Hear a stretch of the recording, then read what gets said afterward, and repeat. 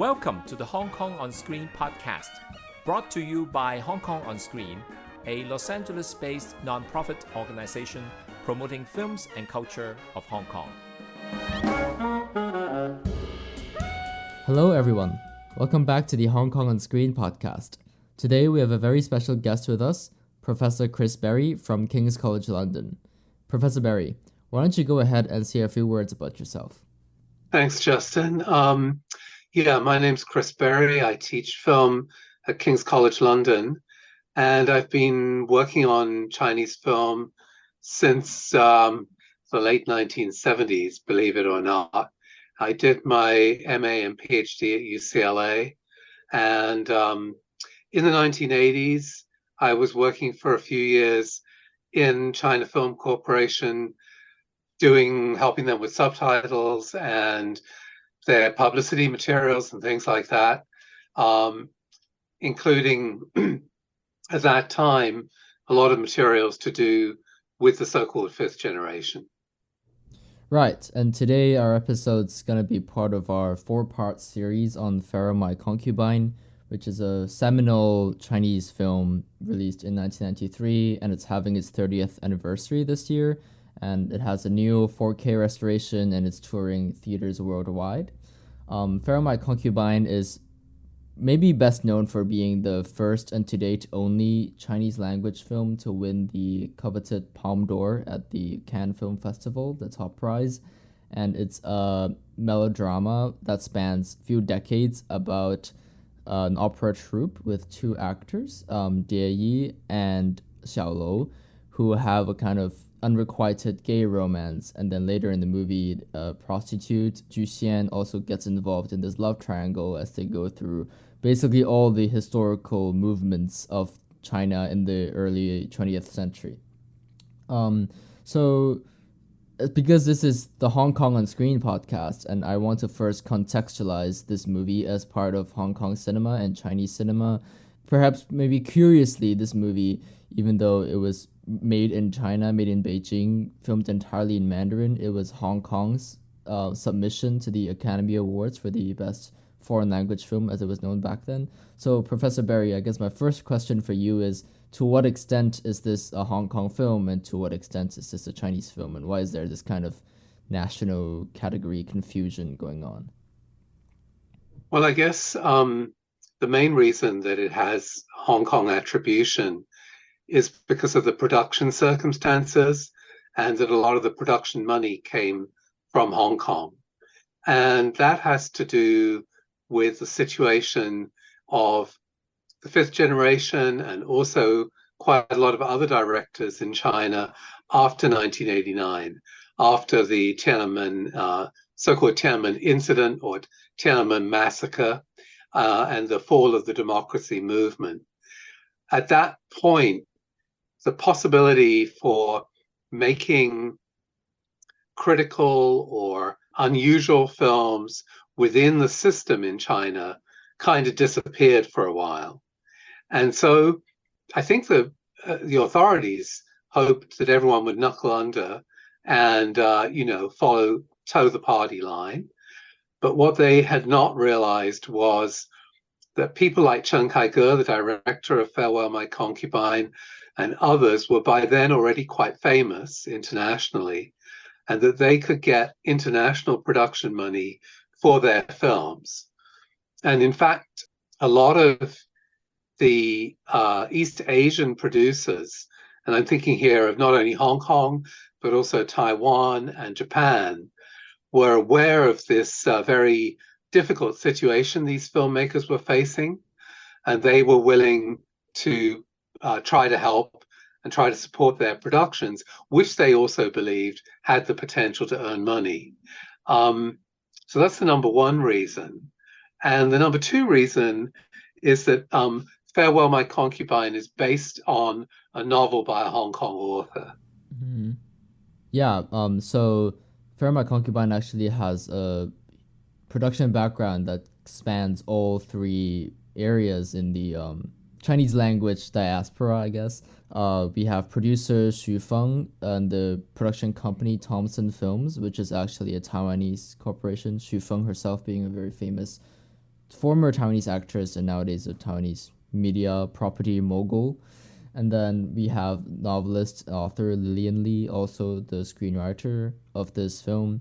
And if you've listened to our other episodes of our podcast, you know that actually Farewell My Concubine, the story originates from a television episode that was made for Radio Television Hong Kong, which is kind of like the public broadcaster of Hong Kong back then. And then Lillian Lee adopted it as her own novel and then adopted her own screenplay as well.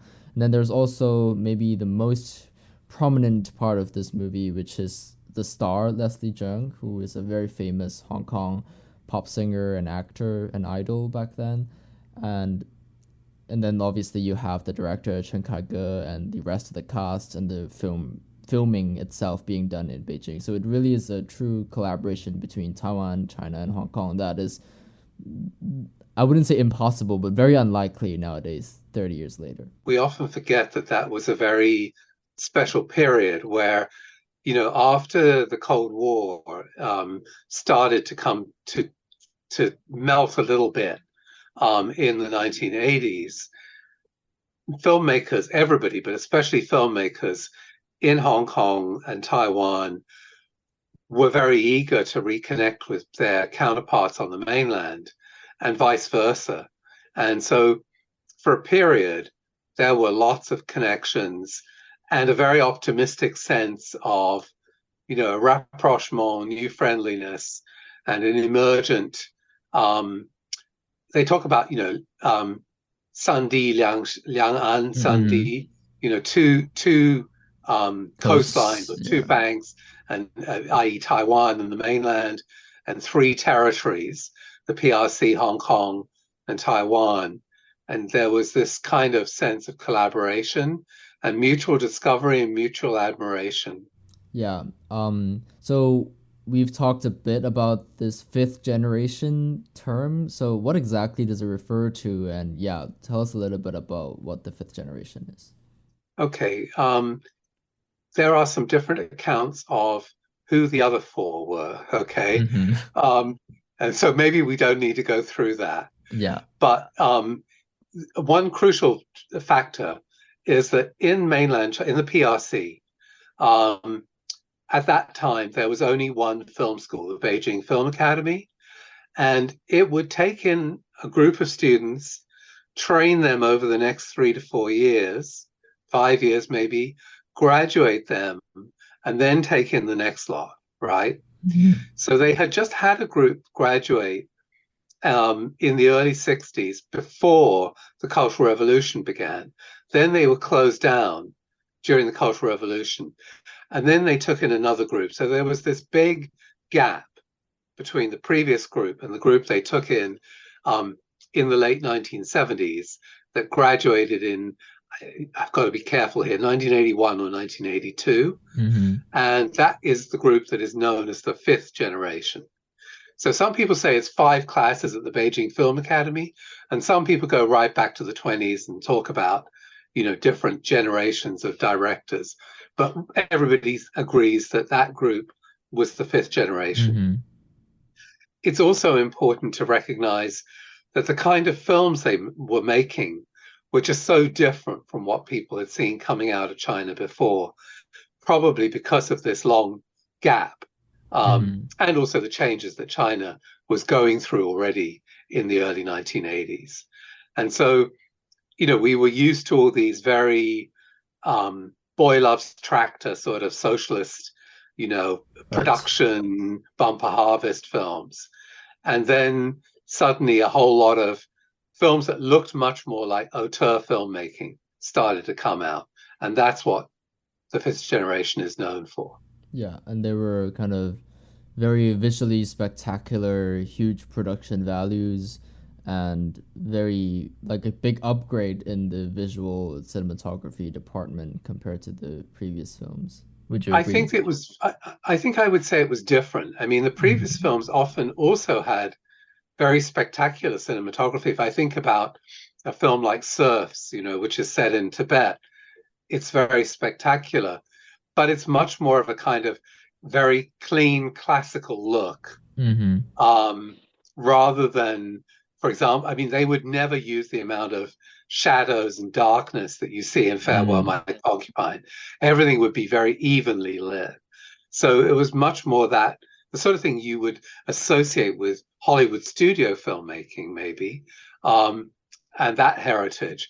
And then the fifth generation, having seen a lot of, during their education, having seen a lot of French New Wave, Italian New Wave, as well as New Hollywood, were wanting to try new things. Yeah. Their budgets were not high, but they did achieve, as you say, often beautiful looking films. Yeah. So other famous members of this fifth generation include Zhang Yimou, who is probably the most famous of the bunch and is still very actively working today. He directed To Live, and then later he directed Hero, which is one of the highest grossing Chinese language films in US cinema history. And then he also directed the opening ceremony of the 2008 Olympic Games. Then we have Chen Kaige, the director of Farewell My Concubine. We have Tian Zhuangzhuang. We have Gu Changwei, who is the cinematographer on Farewell My Concubine. So what are some of the kind of visual or audio characteristics in Farewell My Concubine you can see, or story elements even, that you would think are typical or typical of the fifth generation? Well, I think we need to note that the fifth generation underwent a change. When they first started making films in about 1984, 85, films like Yellow Earth, which Chen Kaige directed and Zhang Yimou was the cinematographer on, those films were quite avant-garde.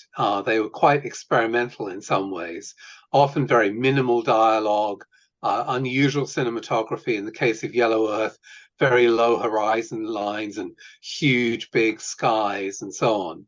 But they got very small audiences. They were not popular films. They were critically appreciated. And that changed in 1988, 89, when Zhang Yimou made his first movie as director, Red Sorghum.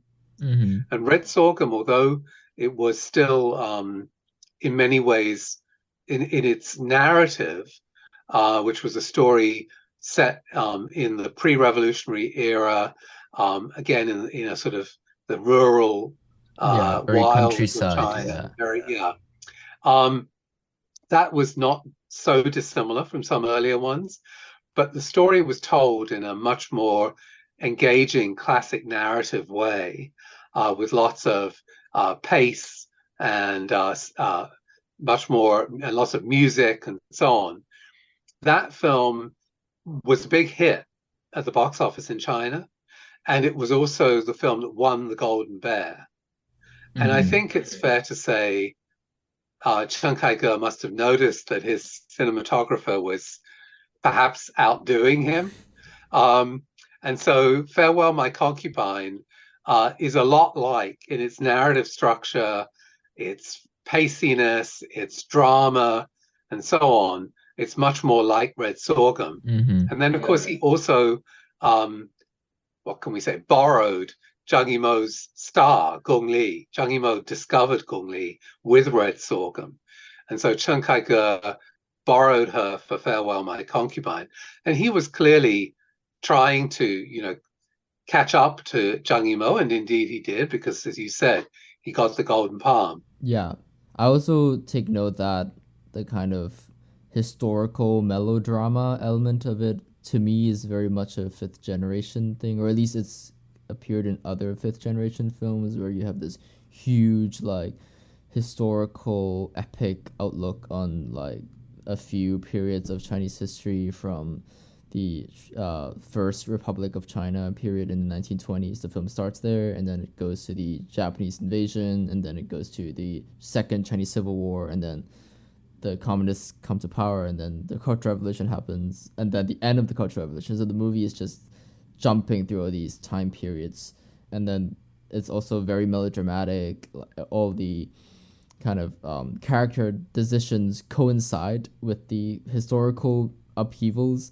The stakes are super high, and everyone is like very emotionally invested, and that's a very fifth generation thing with like big. Yeah, you're right. And in that period especially, because that's the same period in which Zhang Yimou makes To Live, and Tian Zhuangzhuang makes Blue Kite, which are also these kind of historical melodramas. Mm-hmm. The early films were also very often historical.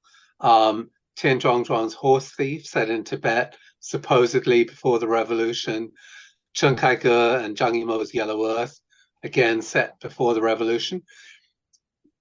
In all these films, it's clear that for the fifth generation, a really key issue is the Cultural Revolution, which they had all gone through as young people, and which had been a major moment of disillusion for them with the government and with the ideology of the revolution. And so it's a central thing in all those films. But I think the early ones were more allegorical, right? They didn't, Mm-hmm. people could read Horse Thief as an allegory for Mao worship in the Cultural Revolution, even though it was nothing to do with the Cultural Revolution. People could read Yellow Earth in the same way. But in the 90s, they directly make films about these historical periods. And I think there are two things that are important to note there, which loops back to what we were talking about earlier. One is Hou Xiaoxian had made City of Sadness, yes. right? A big Taiwanese historical melodrama about Taiwan's historical trauma. And I think they were all hugely admiring of that and felt the need to do, to sort of, again, do that for the PRC. And then secondly, because they were operating with foreign money and foreign investment, they could take the risk of the film being unacceptable to the PRC censors if they could still release it overseas and earn money overseas. And in fact, that's what happened with nearly all of the films I've mentioned. Yeah, and that's no longer a thing that's possible where you can release a different version overseas and release another one, or not release your film back in the mainland. And also, Farewell My Concubine was made after the Tiananmen Square incident, and perhaps to maybe contextualize things a bit, in 1993 in Hong Kong, there was this idea that Hong Kong was responsible for saving Chinese democracy, and like we have to save our compatriots back in China. So I think this idea of viewing history in this critical way from a Hong Kong perspective, viewing Chinese history from a Hong Kong perspective in a critical way, was also a thing that was popular or in fashion back then. So my next question is, when did the fifth generation end, and when, I mean, we don't need to get into the sixth generation, but like, where is the historical mark, and is it fair to consider Farewell My Concubine being like towards the end of the fifth generation? Well, I mean, the fifth generation is a bunch of people are, as you've said, still active, right? Zhang Yimou is still making films. As a kind of filmmaking, some people, a lot of people, in fact, will say Red Sorghum already marked the end of the fifth generation as a kind of experimental new wave style of filmmaking. But perhaps we could say that the government reacted to films like Farewell My Concubine, To Live, and Blue Kite by banning them. It became very difficult for those filmmakers, and it became very clear that if they wanted to continue making films inside the PRC, they would have to toe the party line, literally. And so I think by the late 1990s, they'd all either stopped, either temporarily stopped filmmaking or done that, had knuckled under. And we could say the fifth generation, as a filmmaking phenomenon, a style, was over. Yeah, it's very hard for me to reconcile the fact that Chen Kaige is the same one that's making the propaganda Battle of Lake Changjin 1 and 2 movies today. Same with Zhang Yimou, and they are really like churning out these propaganda films in 2023. I mean, of course, it's a bit of a sidetrack, but I think with Zhang Yimou, there's always a lot of ambivalence in his films, even though, I mean, he's done very well out of his, rapprochement with the regime. But when you look at, I don't know if you've seen Full River Red, for example, And you look at it and you think, well, on one level, it's an ultra patriotic film, but on another level, the society that it shows everyone being patriotic for is so bloodthirsty, so nasty, that it's very hard to feel, very proud of it. So I think there's a lot of ambivalence in his films, at least. But yes, you know, I mean, I'm not sure what happened with Chen Kai-ge, but there's a long pattern of the Film Bureau calling people in and just basically saying, you either do what we say. I mean, well, you either make films that we can accept, or you're going to stop making films. So. Yeah. Well, enough about this depressing state of Chinese cinema for now, and let's switch gears a little bit and talk about the queer element of this movie, which is maybe another most standout. I mean, I've said this a few times already, but like very super prominent part of this movie being a queer Chinese film starring one of the few, well, he wasn't openly out yet, but later openly out stars of Chinese language cinema in gay, ambiguous, sexually ambiguous, androgynous role. And I think the fact that this movie was made in 1993 and it has like some at least awkward parts of its gender and sexual politics, if not downright kind of morally questionable parts, I think it makes a more interesting text. So I guess my first question for you is, when viewed in the lens of 2023, do you think Farewell My Concubine is like acceptable or upstanding in its depiction of queerness? I guess people would not find it acceptable today. But I think, we have to see it as something that is symptomatic of its time and the place of where it was produced. As you said, Leslie Chung didn't feel able to come out at this time. Chen Kai-ge, by all accounts, didn't think it was a gay movie, right? When he was asked about it as a gay movie, he genuinely seemed surprised that how he didn't notice that it might be understood as a gay movie, I don't know. But that's a whole other question. So I think we have to take all that into account. So you do see in the film scenes that suggest Jie, the character who plays the female roles, and the one who is, clearly in love with the other guy, he is kind of forced by, acts that are symbolic rape into some sort of identification as female, and all of that would be very troubling, I think, to audiences that today that have an understanding of sexuality as being about sexual orientation, transgender and so on being about gender identity, and these are two separate realms. The film sort of conflates them. But then I think we also have to think about this historically, and not only in China. If you go to different other countries or also to the West at certain periods, there's a lot of overlap and conflation in that way. And also, it's not unusual for people to think that your sexual orientation can be sort of forced or learned or something like that.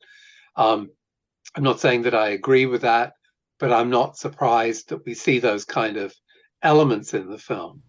Yeah, there's this implication in this movie that the main character Deyi's gay orientation is only formed because of childhood sexual abuse, and that's obviously an outdated view nowadays. But it was quite popular back then as like a myth among the people, and then as you said, there's this confusion between sexuality and gender, where because Cheng Die is so invested in portraying Dan roles, which are female roles, that he falls in love with a man, as if a man can't love another man. But I think what kind of redeems the movie or saves the movie for me is the ending, which is, a lot of people might consider it kind of depressing because, spoiler alert, it's a suicide. But I think it's kind of like a declaration of the homosexual part of the movie, because even at the very end, after all the turmoil and confusion and attempts, Cheng Dieyi still goes back to his initial position, which is he refuses to identify himself as a female and he identifies himself as a male, which is like part of the opera lyric. It's all kind of very intricately stacked onto one another. And yeah, and I think the movie shows us that, oh, he identifies himself as a guy and he is in love with this other guy. And I think that is what kind of salvages the movie for me. And then the ending is, very controversial. I wonder what you think about that. I think there are a lot of, again, a lot of things that are quite difficult to read in some sort of very definite way.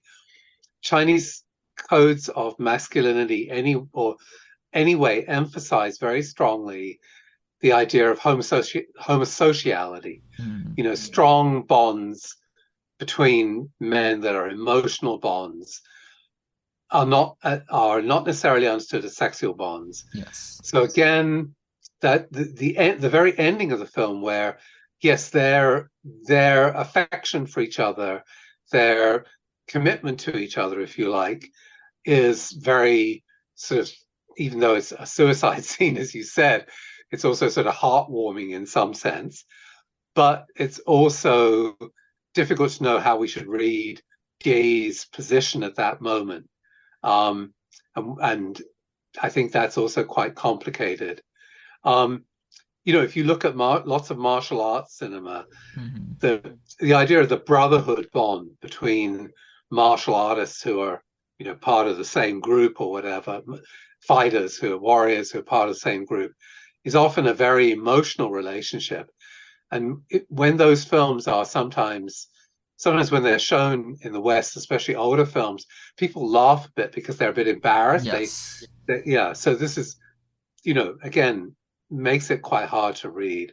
My personal feeling is that, I prefer a film that came out a couple of years later called East Palace, West Palace. And there's a bit of an argument about, is Farewell My Concubine or is East Palace, West Palace the first Chinese gay movie? Partly that's because of the Hong Kong production circumstances of Farewell My Concubine, but also this issue of, did Chen Kaige think he was making a gay movie?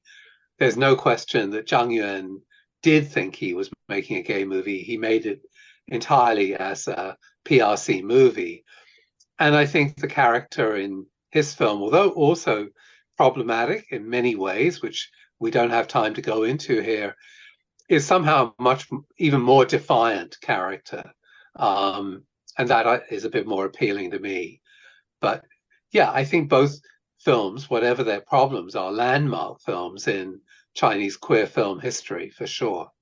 Yeah, I think defiant is a good word to use, like to summarize my feelings towards the queerness part of the movie and why I think it's ultimately acceptable, if not, I endorse it, because I think it's very defiant and I think it's very strongly tied to Cheng Dieyi's queer desire throughout the movie, even if it's shunned and rejected. I feel like the movie holds onto that part very strongly, partially because of Leslie Cheung's performance is really so magnetic and just kind of so fierce that you just can't help but not look at him.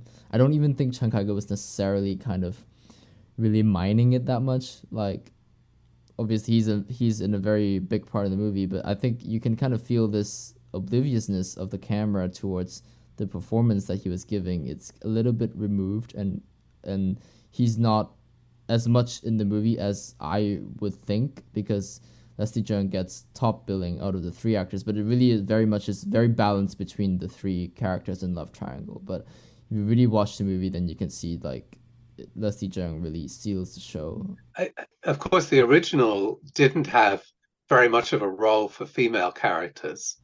And I think because Chen Kaige wanted to, to work with Gong Li and to use the fact that she was at the top of her international fame on the film festival circuit at that time, he greatly developed her role.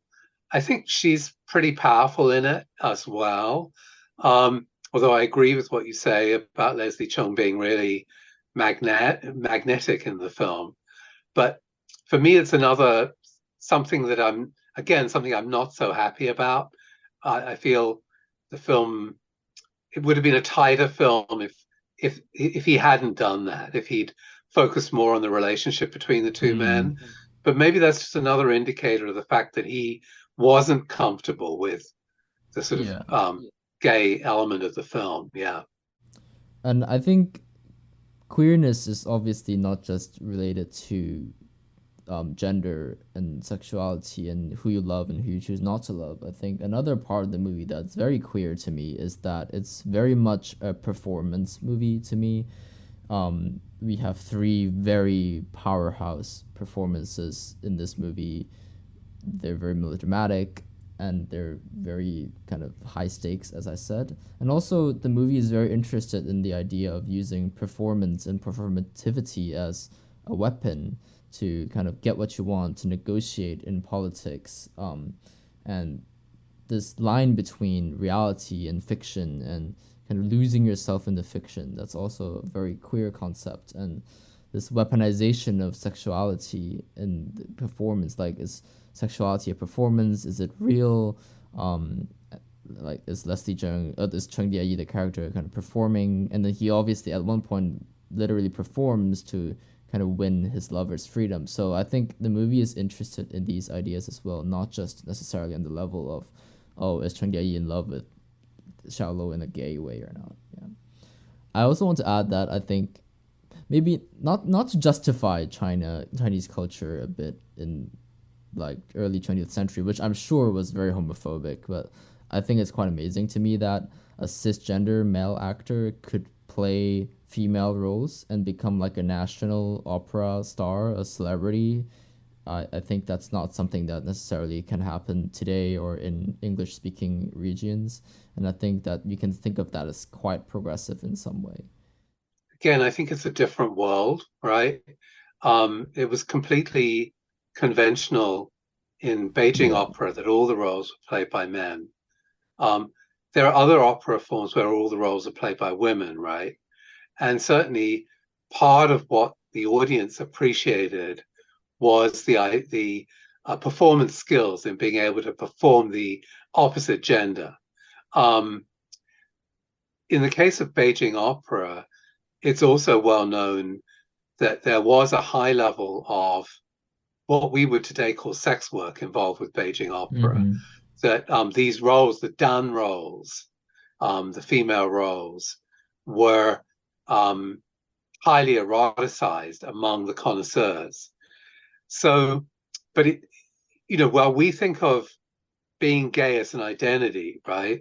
It's also quite clear that nearly all the patrons were also people who were married, who had wives and children, but they also had this passion for their favorite Dan actors, who they often patronized and often expected to have sexual relationships with. So it's clearly a very different cultural form. I don't know whether I would call it, whether it's progressive or not, because it's so removed from an identity-based idea of, sexuality that underpins what we're working with today. Yeah, and that's something you see in the movie as well when Cheng Dia-yi has like a sugar daddy for some parts of the movie with Yuan Shiye, the character. Yeah, played by Ge You. Yeah, it's just an amazing cast, which is like insane. I just think it's kind of telling that Cheng Dia-yi, the character, was a big celebrity playing female roles in the 1920s, and then Leslie Cheung himself was kind of doing more androgynous performances on stage in 1997 and later 2000, and he was kind of very brutally slaughtered by the Hong Kong press. People were calling him all these ugly things, and that's like 70 years later in Hong Kong, which is supposedly a more progressive place. So I think it's interesting to me how gender and sexuality is always evolving and society's views are always evolving, and hopefully it's evolved to a slightly better place now. I think we have to recognize that the introduction of Euro-American or Western, whatever term you want to use, ideas around sexuality as an identity was actually, and as initially as something to be stigmatized or even an illness to be cured, right, was in many cultures made it much more difficult for people who experience desires for members of the same sex, right? So I don't know. I mean, it seems to me that it's so hard for me to think of this in some sort of linear manner as, progress or not, but it's certainly a moment where the world is changing very rapidly. Yeah. And it doesn't surprise me that, someone like Dee in that movie is able to find a space for themselves in the society and to be accepted and indeed worshipped by his fans. Whereas Leslie Cheung, although he was fan worshipped, as you say, the critics were much, and in other words, the sort of gatekeepers in society in Hong Kong were much less willing to accept him. Yeah, I thought that came to my head is in the movie, Cheng Jie-yi's sexuality is never explicitly like condemned. Like there's this scene very late in the movie when they're in the Cultural Revolution and they're being like publicly shamed, and then when one of the characters, I don't want to spoil who it is, like publicly shames Cheng Jie-yi, it's like he can't even bring himself to mention the sexuality part of it. Whereas I feel like a Western version of this movie, just imagine for a second, if there's a Western version of this movie, I think there would be lots of homophobic scenes with like homophobic slurs thrown at Cheng Jie-yi just to make the point of homophobia. But in the movie, I feel like it's never like his gayness is never looked down on, even if it's not necessarily like the emphasis of the movie. I think after the revolution, China did become extremely homophobic. And, again, this is all very ironic. It was somehow seen as part of being modern, but also being revolutionary. And that also meant not being degenerate. So in the same way that prostitution was removed from society, or certainly from visibility, homosexuality was also removed. There are lots of stories about how, there are claims of violent repression in Shanghai and Beijing after 49. And certainly in my own personal experience, by the time I got to China in 1985, most people claimed there was no homosexuality in China. It just didn't exist. There was no such thing. It was a Western disease, an illness, all that kind of rhetoric. So again, if you think about that context, maybe it's not so surprising that just a few years later, Chiang Kai-shek may have struggled with some of this content. Yeah. Yeah. Well, it seems like we've kind of backed ourselves into another depressing corner. So I want to switch gears a little bit and talk about the Cultural Revolution part of the movie, which we have mentioned a lot. Well, that's another depressing corner for yes, sure, but let's go. We can't avoid it. Yeah. This movie very heavily depicts the Cultural Revolution very explicitly, like what went down back then, which is still a rarity to me in Chinese cinema, and maybe impossible today in 2023 to depict. So yeah, maybe Professor Barry, talk to us a little bit about how the Cultural Revolution is shown in the movie and like what kind of significance does that have? In the film, the Cultural Revolution is shown as a time when the attempts to encourage revolutionary culture and revolutionary ideas of what's appropriate or not becomes violent, becomes out of control. Beijing opera is seen as part of the old society, the society that should be thrown away and gotten rid of. But I think the crucial thing in this film are the scenes in which Xiaolo is betrayed, essentially, by his own adopted son. Because Chiang Kai-shek felt very, very guilty for having the way he treated his own father during the Cultural Revolution. Because like many young people at that age, he was persuaded, or whatever you want to say, encouraged to criticize his own parents. And this, of course, in what is today, Confucianism is praised in China and held up as something wonderful. In the Cultural Revolution period, again, that was part of the old society. And young people were told, no, you shouldn't be so respectful to the older generation. You must criticize them in the name of the revolution. So I think that's a large part of why Chen Kai-ge wanted to make this film. He said that quite often, that for him it was a very personal film. And that's why those scenes, again, are so prominent in the movie.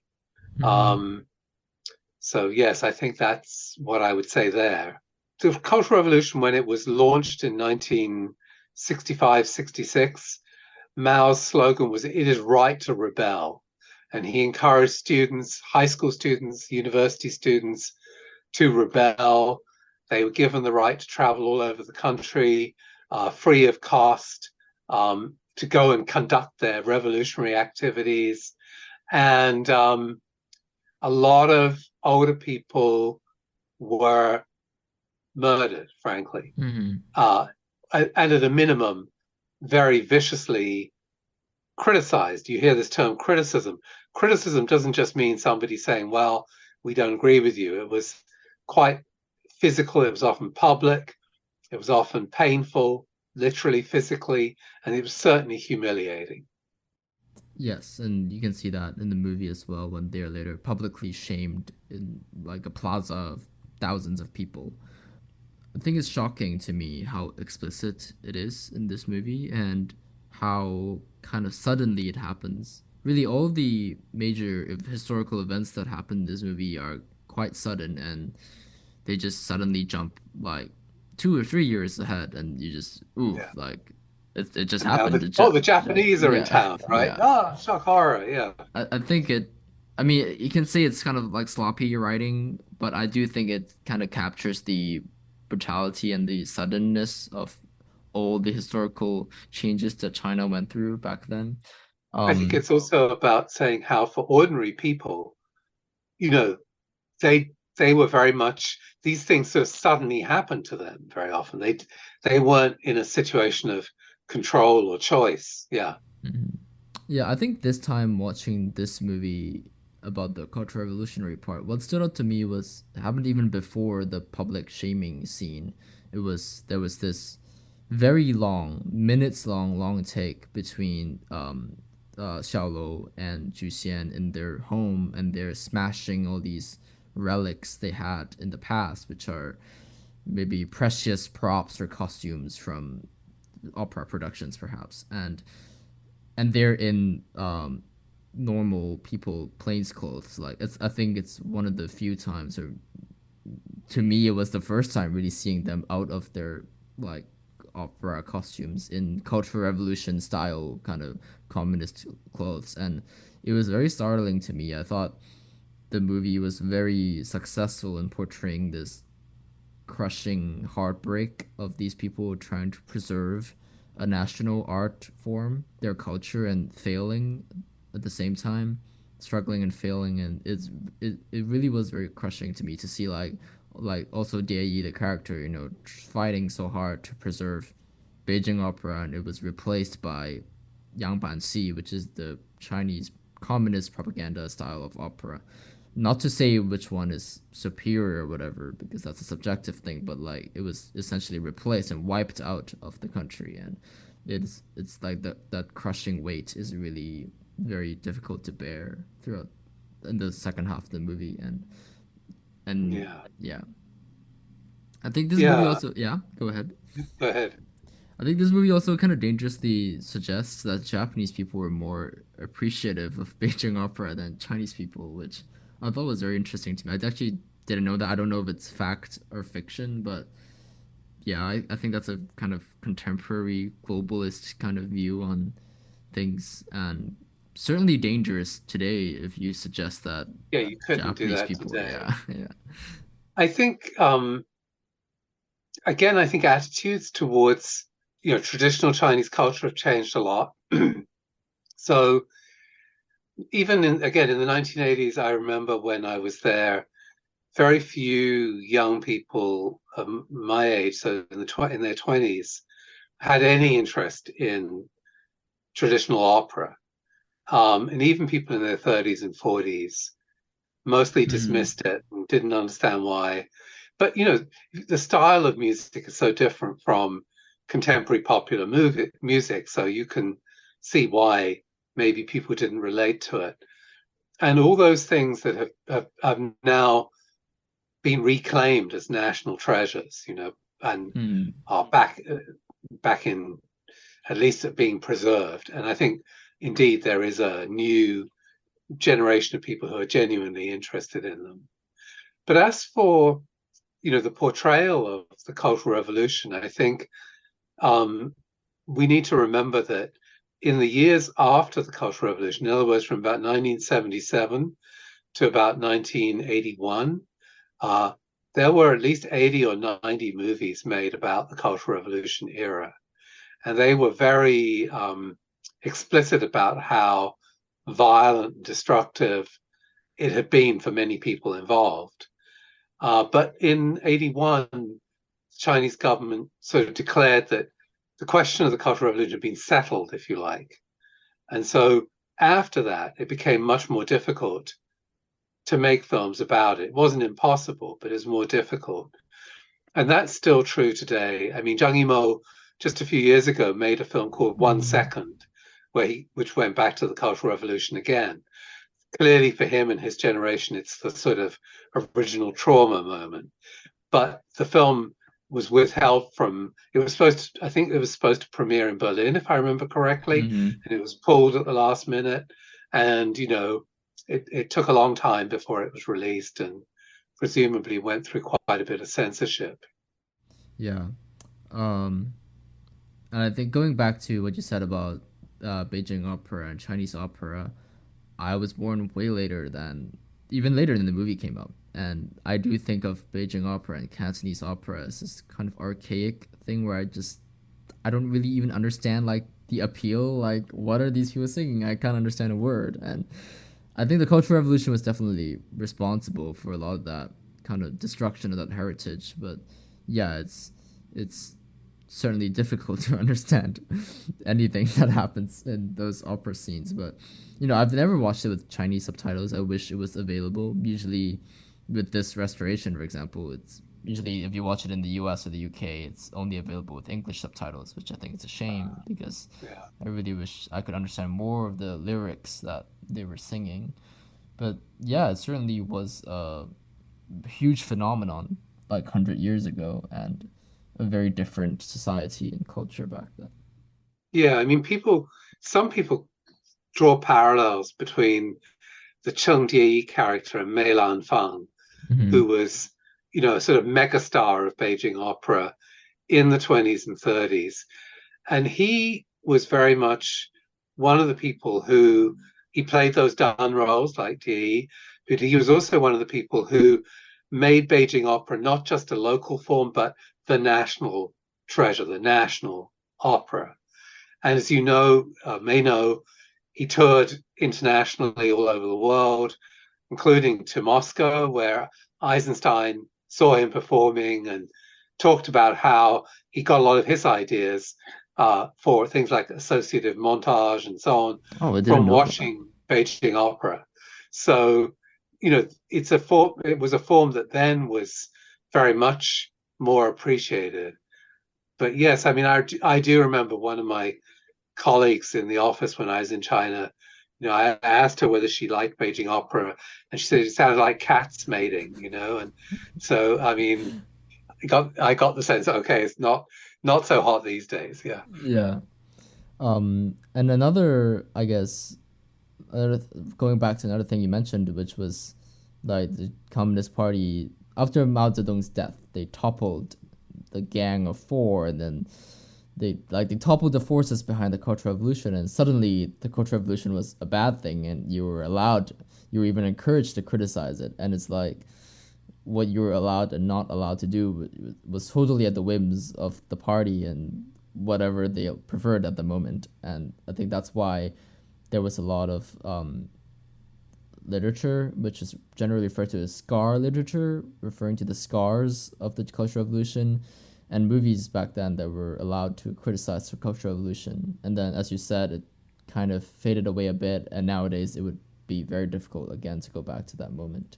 That's what I wrote my PhD dissertation on, was those scar movies. Yeah. Mm-hmm. So yes, that's right. I think we also have to recognize that there is a kind of, at the moment, a sort of wave of, if I call it revisionist scholarship, that already sounds kind of politically critical, which I don't mean to be, but there is a wave of scholarship that wants us to to develop a more nuanced approach to the Cultural Revolution, and to understand that it was a complex phenomenon, and that we need to recognize that while it was indeed a disaster for many people, it wasn't necessarily a disaster for everybody, and that many people have, often have mixed memories or even favorable memories of it. And I remember, and those memories can be of things like believing in it as a time when they begin to feel that as young people, they didn't have to always obey, that they could be independent-minded, that they could do their own thing. But also, we need to remember that during the Cultural Revolution decade, this was the time when China passed the only constitution it's ever had in the People's Republic of China that allows workers to strike, for example. Mm-hmm. Ironically, given that it's a socialist country. So there is a complexity there, but nonetheless, I think for most people, by the time it was over, they were tired of its capricious, unpredictable quality of intervention, demanding you do this, demanding you do that. And of course, certainly in that initial period, people in the cities, especially more middle class or educated people, suffered terribly. Yeah, I mean, to me, it was a genocide, and it's very hard to get any positive outlooks from that. Well, genocide is that's a really big term, but it was certainly, many, many more people died in the famines, right?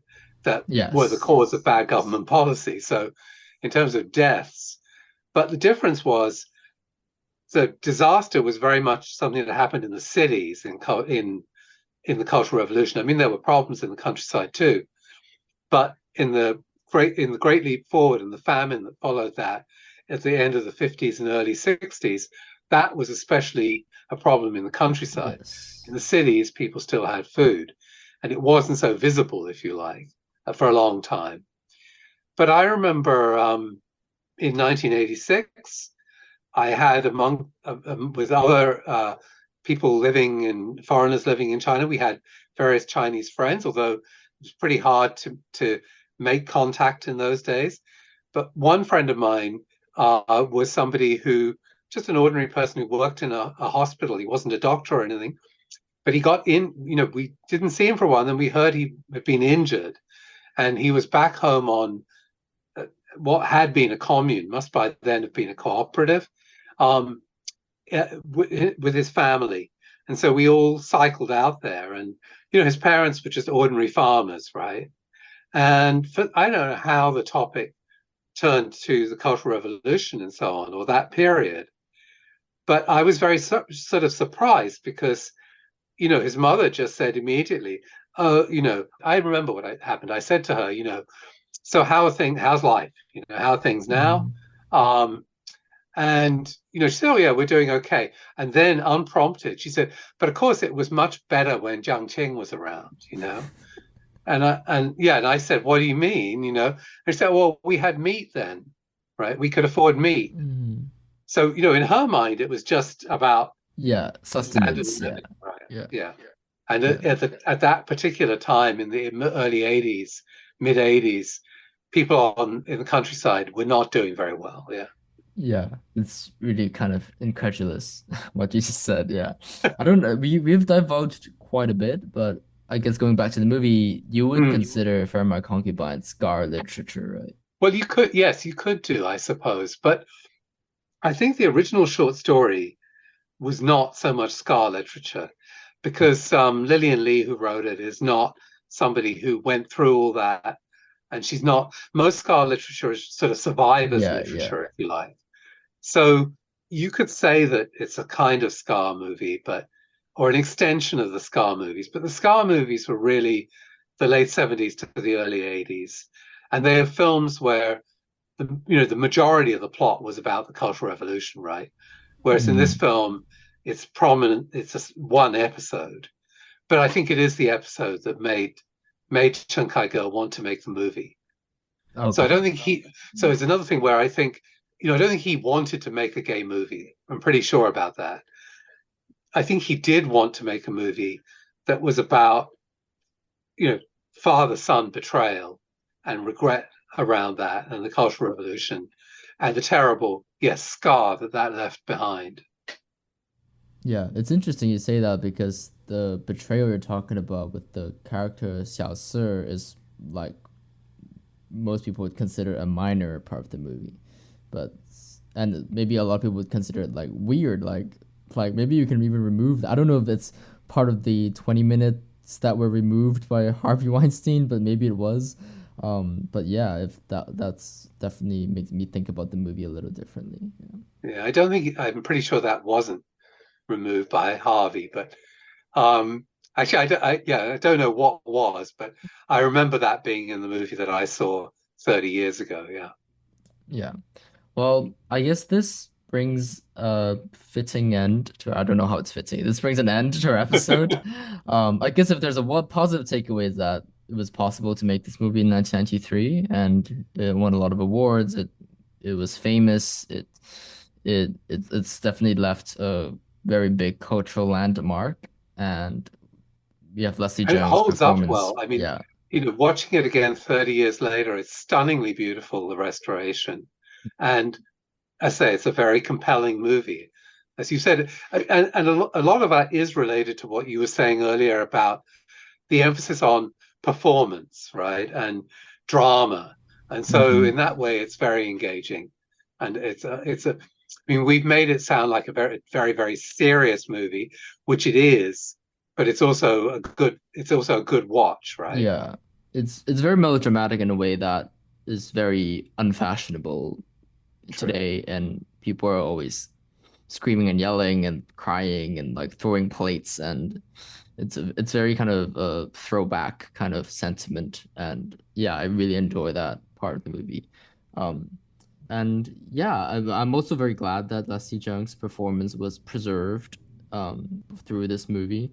So I think there are good things to take away from it, and I hope more people will get to see it because for a long period of time, the movie was like a lot of movies made in the 90s. It was like during this transition from Laserdisc to VHS to DVD, and it was kind of stuck in copyrights hell, and no one really had the rights to it. And now it's finally available like through streaming, hopefully, and like in good quality with good English subtitles. And yeah, I hope more people get to watch it in the future and appreciate it. Well, thank you very much, Professor Barry, for your time and being on our podcast. And I will hope to talk to you soon. Thank you. Right. My pleasure. Thank you very much indeed.